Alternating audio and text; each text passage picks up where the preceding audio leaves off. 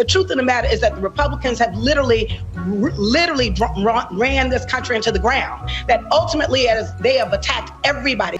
Welcome to this week's Wacky Moments of Leftist Extremism. It's leftist media acrobatics this week as they perform amazing flips in order to defend their rather weak-ass arguments. Doing their part to endanger our country on Wednesday, the cackling coven of ABC's The View defended White House Press Secretary Karine Jean-Pierre and her history of denying the legitimacy of elections. Of course, that's only when Republicans win. Let's also remember that she was part of MoveOn.org. She was not an elected official. That's right. She was doing her part as an American citizen, saying how she felt about an election, whether you like it or not. Everybody has the right freedom of speech. So that's the difference. Really, freedom of speech, whether you like it or not. Which is kind of interesting because The View doesn't feel that particular freedom extends to the wife of Supreme Court Justice Clarence Thomas and her private texts questioning the 2020 election. If Ginny Thomas were just, let's say, talking about, I don't know, political issues, that would be one thing. But she was sending text messages to the chief of staff. But isn't she a private citizen not holding elected office? Shouldn't she be able to use her freedom of speech? Do you have a legal note? Oh, I'm sorry. Ginny Thomas has denied any conflict of interest between her activism and her husband's work on the Supreme Court. She acknowledged attending the January 6th Stop the Steal rally. Stop the Steal. Yes, but said she left early because it was cold and denied she was involved in organizing it. So, Sunny, how do you really feel about that statement? I mean, I know that we have to, give her version of events, but they're I saw a meme on Twitter this week, which I think encapsulates it. They put the coop in couple. the coop. They put the coop in couple. I mentioned View hosts aren't very bright, didn't I? Speaking of not very bright, on Tuesday's Morning Joe, Scarborough's theme of the day was that Republicans are so horrible that the leftist media can't possibly play it down the middle. Exactly. How do we play that down the middle? Yeah. So Trumpists don't call us spies. There is no playing that down the middle.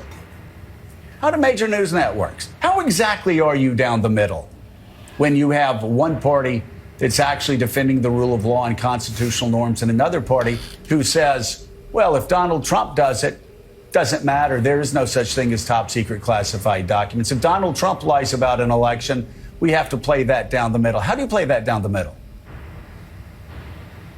I don't think you can. Oh, like the leftist media has ever tried, like even once? I mean, those Republicans, they are so evil. Do you believe that they want to go out and save the lives of unborn babies? What do you make of what it reveals? And I feel like this is part of what voters are intuiting. It's like, oh, that's who the Republicans have become. Yeah, the extremism. And it's on a number of fronts, but abortion especially. Saving babies is extreme. But extremism is a thread running through the Republican Party right now.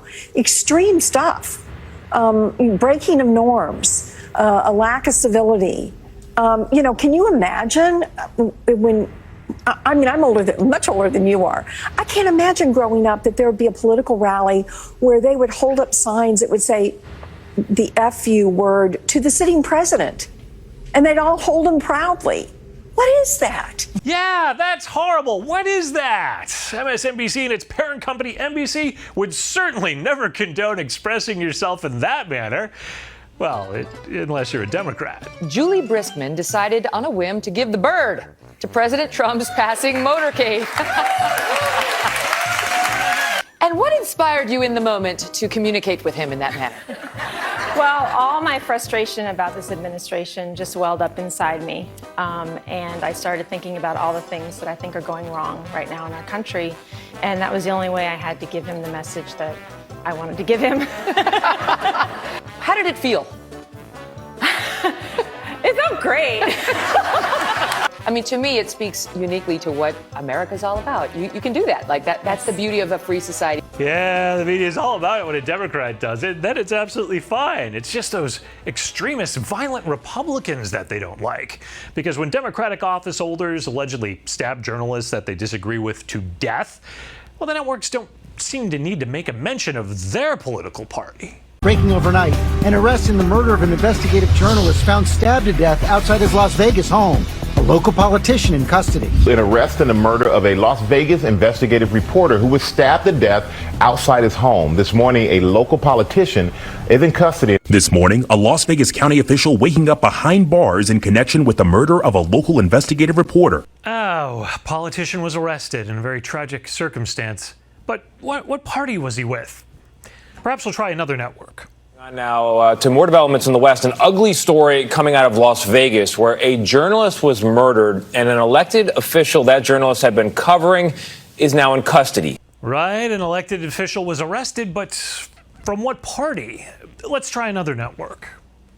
Mystery in Vegas, a local reporter stabbed to death. A Nevada politician who was the subject of his investigations reportedly in custody in connection with that case. Got breaking news out of Las Vegas. A suspect has been arrested in the killing of a veteran journalist there. It's a mysterious case. It is pretty mysterious that after calling Republicans extreme and violent day after day after day, that zero network newscast Thursday morning mentioned the political party of an official who has been arrested in connection to the murder of a journalist.